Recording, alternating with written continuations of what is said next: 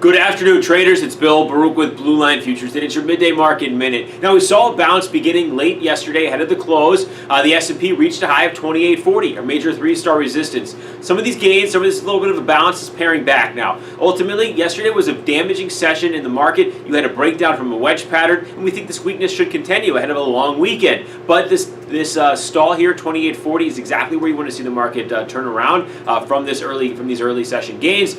Support is going to come in at yesterday's settlement, 2819. We're testing that right now. For the NASDAQ, we have some support down there just above 7,300.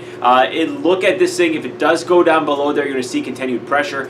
Same thing with the S&P. Take out yesterday's closing settlement price, some continued pressure, and you get yesterday's low as well. But really the question is, investors taking chips off the table here. It is a smart move. The question is, who wants to be a buyer right now ahead of the long weekend? You can hear comments from President Trump on trade, or vice versa, from China on trade. That could open this market lower on Sunday night. And one of the themes has been weaker action on Sunday and Monday. So it's really just a smart move here to see investors take some chips off the table and reduce some exposure. Now, you also had a bounce of crude oil early. Now, that's starting to dissipate as well. So you're seeing crude oil stall around the 58.5 area. That was a pivot we had. Above there, it could extend gains near $60. Below there, you're going to see this pressure pick up again.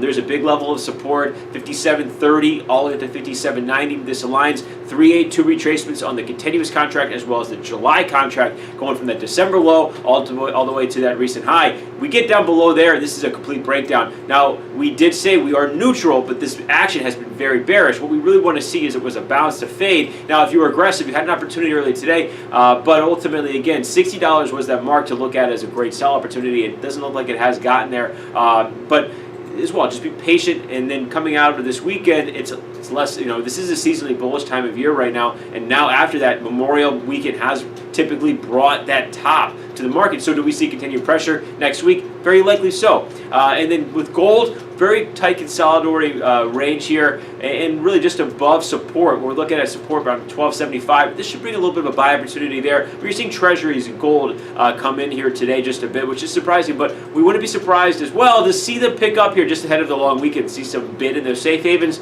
as equity markets sell off just a bit. Give us a call. We're here, though, to help with anything on the board. 312-278-0500. You can email us info@bluelinefutures.com. Check our website for updates. Sign up for a free trial of research there. But remember, futures trading involves substantial risk of loss and is not suitable for all investors. Thanks a lot.